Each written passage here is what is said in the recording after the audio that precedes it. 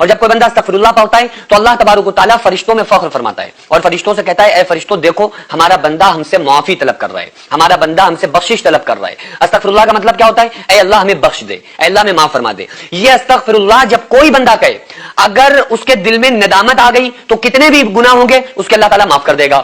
اور اس کے پڑھنے پر اس کو عطا کیا کرتا ہے کہ ایک مرتبہ ایک شخص تھا نا, ایک واقعہ لکھا ہوا ہے کہ ایک شخص تھا جو ہمیشہ یا سنم یا سنم یا سنم کہتا تھا, اپنے معبود کو پکارا کرتا تھا اور اس کا اسلام سے کوئی تعلق ہی نہیں تھا, یا سنم یا سنم یا سنم کرتا رہتا تھا.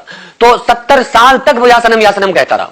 ایک مرتبہ اس کی زبان لڑکھڑا گئی اور اس کی زبان سے یا سنم کی جگہ یا سمد نکلا. اور یا سمد کس کا نام ہے؟ اللہ کا نام ہے, اللہ الصمد. سمد کہتے ہیں بے نیاز کو. تو اس کی زبان سے نکلا یا سمد, تو اللہ نے 70 مرتبہ اس کو جواب دیا. اس کو کہا کہ اے میرے بندے میں تیرا رب حاضر ہوں, میرے بندے میں تیرا رب حاضر ہوں, اے میرے بندے میں تیرا رب تیرے لیے حاضر ہوں. بتا کیا چاہتا ہے؟ تو فرشتوں نے کہا کہ مولا تو بھی یہ جانتا ہے اچھی طریقے سے کہ تجھے نہیں پکار رہا ہے, یہ تو سنم سنم سنم کہہ رہا تھا, یہ تو دھوکے سے اس کی زبان سے تیرا نام نکل گیا. تو اللہ تعالیٰ فرماتا ہے اے فرشتوں اس کو خاموش ہو جاؤ, اس نے بھلے دھوکے سے ہی صحیح لیکن پکارا تو مجھے ہے نا, اپنے رب کو پکارا ہے نا.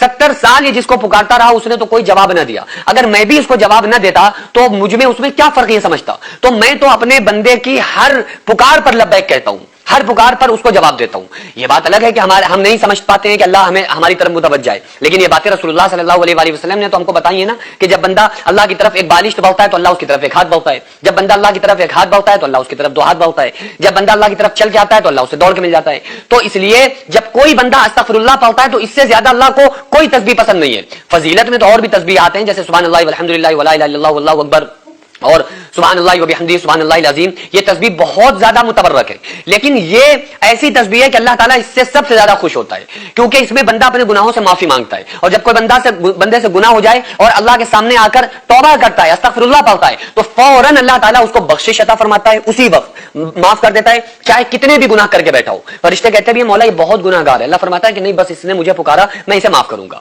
اور دوسری چیز کیا, اس کے ذہنی اور قلبی ایسا سکون عطا کرتا ہے کہ ایسا سکون اسے زندگی میں کبھی نہیں مل سکتا. آپ کبھی بھی آپ سے گناہ ہو جائے نا اور آپ اکیلے میں بیٹھ جائیں اور دل میں استغفراللہ کہیں اور کہیں کہ اللہ میں معاف کر دے, یا 5واں کلمہ استغفراللہ ربی من کل ذنب اذنبت واتوب الیہ پورا پڑھ لیں, نہیں یاد ہے تو صرف استغفراللہ پڑھ لیں اور کہیں کہ مولا ہمیں معاف کر دے. اور اس کے بعد اللہ کی یاد میں اگر آپ کی آنکھ سے آنسو نکل آئے نا تو اس وقت جو آپ کے دل کو سکون ملے گا, میں قسم کھا کے کہتا ہوں ایسا سکون آپ کو زندگی میں کبھی نہیں مل سکتا.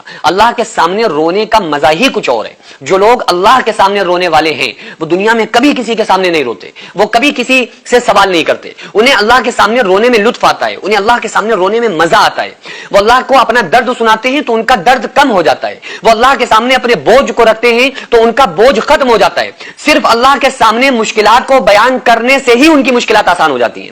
یہ تعلق ہوتا ہے ایک مومن بندے کا اپنے رب کے ساتھ, اور یہ تعلق جس بندے کا اللہ سے پیدا ہو جائے, جس بندے کے دل میں یہ تعلق آ جائے تو آپ سمجھ لیں کہ اللہ تبارک و تعالیٰ نے اسے دنیا میں ہی اپنا بنا لیا ہے. وہ پھر اللہ کا نیک بندہ بن جاتا ہے, پھر وہ مخلص بندہ کہلاتا ہے. پھر اللہ تعالیٰ دنیا میں اس کے اوپر امتحانات ڈالتا ہے اور وہ بندہ صبر کرتا رہتا ہے, دھیرے دھیرے کرتے کرتے جب اللہ اس کا امتحان لے لیتا ہے, بندہ امتحان میں کامیاب ہو جاتا ہے, پھر اللہ تعالیٰ دین اور دنیا میں دونوں میں اس کو ایسا کامیاب بناتا ہے کہ پھر دنیا والے بھی اس کو دیکھتے رہ جاتے ہیں اور قیامت کے دن بھی لوگ اس کو دیکھتے رہ جائیں گے کہ ایسے اعزاز اور ایسے اکرام اور ایسے انعامات سے اللہ تعالیٰ اس کو نوازے گا. آپ لوگ اپنے پیسے کی برکت